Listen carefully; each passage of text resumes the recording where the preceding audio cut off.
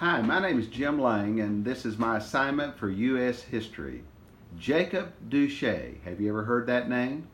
You know, back in the revolutionary times, it was a difficult time to live. America had that imminent war brooding with the British, southern colonies fighting with Indians, and inside the cities there were hot debates and shadowy types of subterfuge and loyalties being tested, even for the clergy.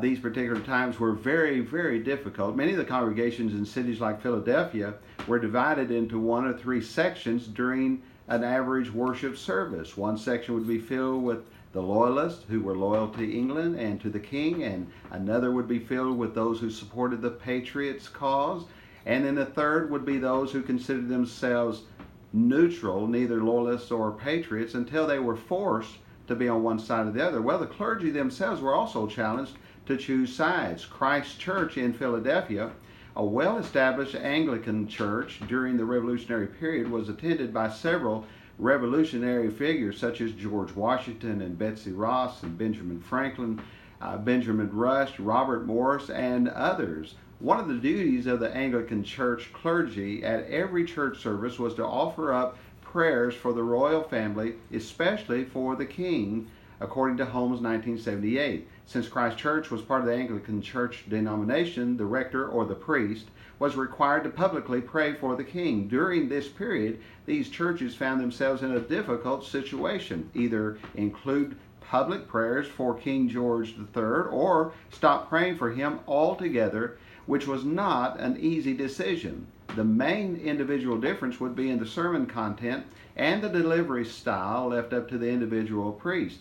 During the Revolutionary period, the American Anglican churches were pressured to remain loyal to the Church of England.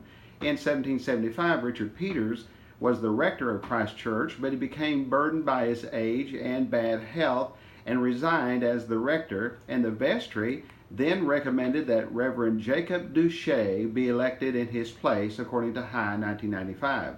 Reverend Jacob Douche served Christ Church for about 2 years as the rector, from 75 to 77.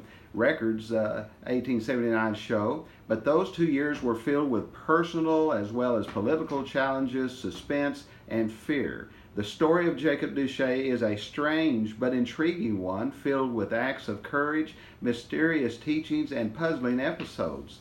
Jacob Douche rose in the Anglican Church clergy ranks as an outstanding preacher who, unlike most of the other preachers, did not use notes when he delivered a sermon. He was also known for his sometimes fiery and spontaneous prayers that were not just read. He was asked by John Hancock to come to the second day of the Continental Congress on September 7, 1775, to offer the first prayer in Congress, Evans 2002. When he said his spontaneous prayer, the delegates were very impressed, especially John Adams, who wrote to his wife later, according to Adams' family papers, and desired that their pastor would learn to preach in that way. According to Neal and Hancock, 1878, Douche was chosen as the first chaplain of the Continental Congress, but he only served for a few months. His well-reputed appointment as chaplain, coupled with the well-known blessings of American forces in his sermons, then caused his arrest by British forces. However, just a day after, he was released by the British, and Douche wrote an infamous letter to George Washington criticizing him and the Continental Congress and the Army, and discounted any allegiance to them, Moots 2015. Fellow Anglican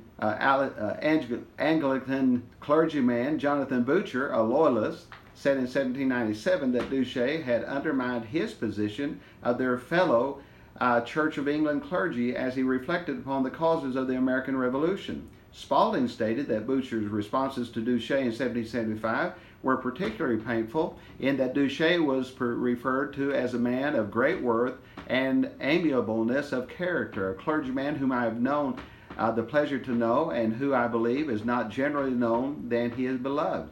Douche's sermons and his actions appeared to reveal that he was on the side of the cause of American independence. Was Jacob Douche an American patriot, or was he a traitor? Even though he was seen on the outside as a strong Christian man with deep biblical convictions, did he get involved with a cult that led him astray from the fundamentals of what he had been taught in the Bible?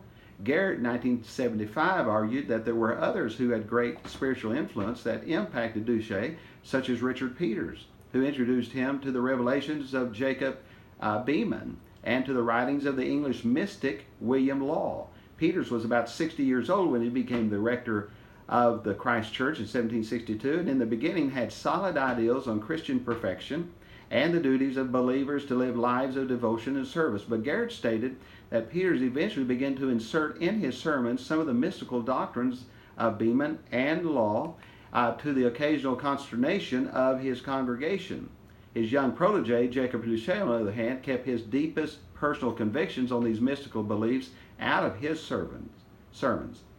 Different people, including Benjamin Franklin, remarked on his preaching abilities, but it was Dr. Benjamin Rush, his friend, who said that Douche was high-strung and had health and mental and physical issues, and was a habitual user of nostrums, that was self-made medical remedies, and physics, which were laxatives.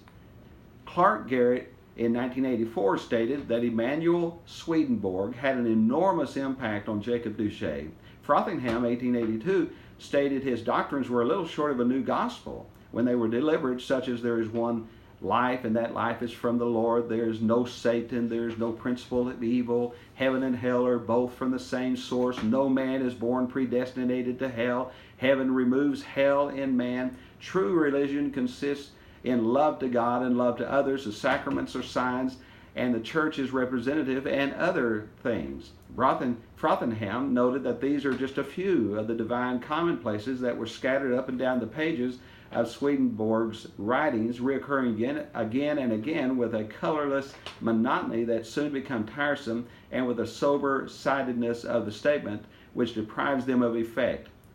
Frothingham stated some of the clergy protested against these kinds of teachings, but there were some that embraced them, and Jacob Douche was one of those. Swedenborg's own calm confessions, the state of religion in this community was now, according to him, was deplorable.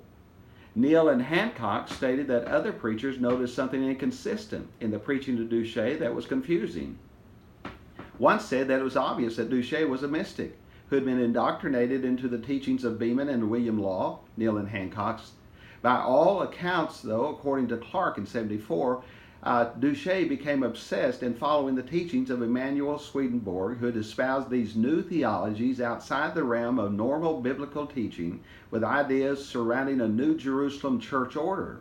It's obvious that Douche's involvement in these false teachings caused some spiritual confusions, which created a path that caused him to make bad illogical choices. Why would one of the most promising young preachers decide to turn from normal biblical beliefs and turn to some mystical, unscriptural ones? Hitchman in 1949 argued Swedenborg's was unusual, though asserting that he was able to see spirits and in solemn seriousness reported his visions in the supernatural world.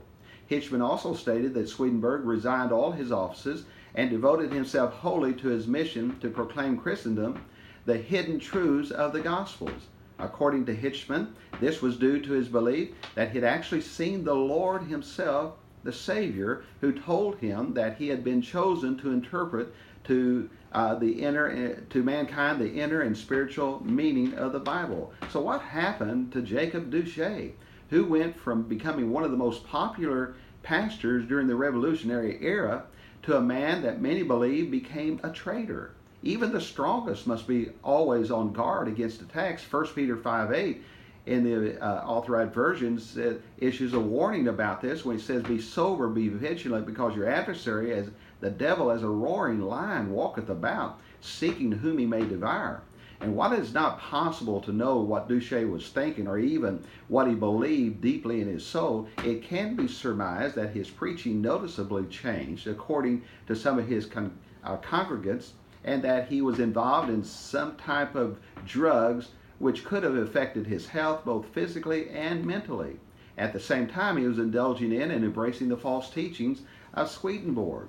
High argued that Douche was one of the first Americans to accept these false doctrines. And like his politics, his religion shifted significantly over time. High suggested Douche played both sides in search of a winner, earning little respect from either.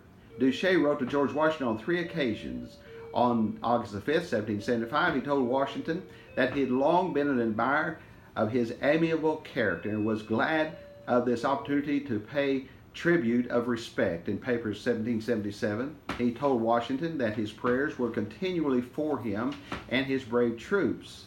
The second letter that Douche wrote to Washington was on October the 8th, 1776, which was kind of lengthy, about 3,000 words, imploring Washington in the name of God and humanity to put an end to this absurd contest for independence, and as the head of the army, negotiate some kind of compromise with England, according to his papers.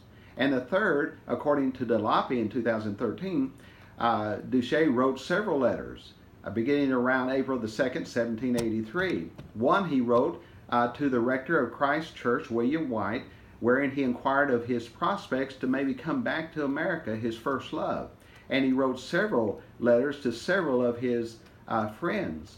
And he wrote one to Washington, where he asked apologetically if Washington would forgive him of his weak judgment, but in a very affectionate heart once presumed to advise.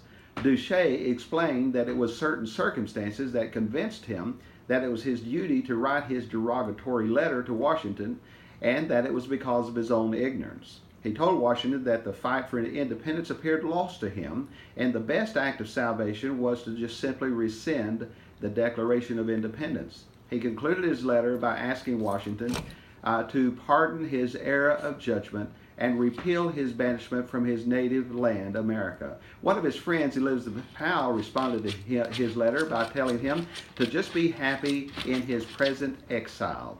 Douche was disappointed to read several similar letters of that type of response, and then accepted that his exile would be permanent.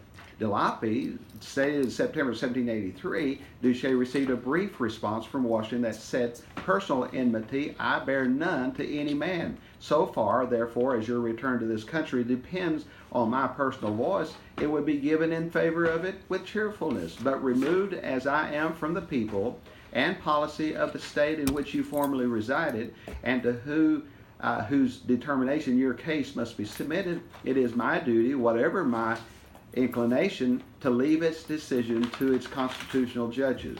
In so many words, Washington just said to him that he couldn't help him because it would be up to his enemies in Philadelphia. Douche asserts that Douche never publicly declared himself a loyalist, but he was convicted of high treason without a trial, without evidence, and without any opportunity to defend himself. He was convicted before he knew he had been accused. Douche was allowed to return later after he had suffered a mild stroke, and he lived out the brief rest of his life until he died in isolation in January 1797, according to Garrett. The story of Reverend Jacob Douche is a strange one. Did he commit treason in his letter to George Washington requesting he stop the war with Britain? Not necessarily. The same delegates to the Continental Congress who signed the Declaration of Independence in just a little while will construct and sign the U.S. Constitution, then later on add important amendments such as the freedom of speech. Even during those very testy times when everyone was expected to take sides, to voice one's opinion about the war should not have been considered treason. It appears to this researcher that Douche had a spiritual breakdown resulting from his involvement in the false teachings of Swedenborg, coupled with his already health problems that he tried to address with home remedies and the pressures of trying to please those around him. And that's Jacob Douche. What an interesting man. I'm glad I was able to study him. Thank you for listening and watching.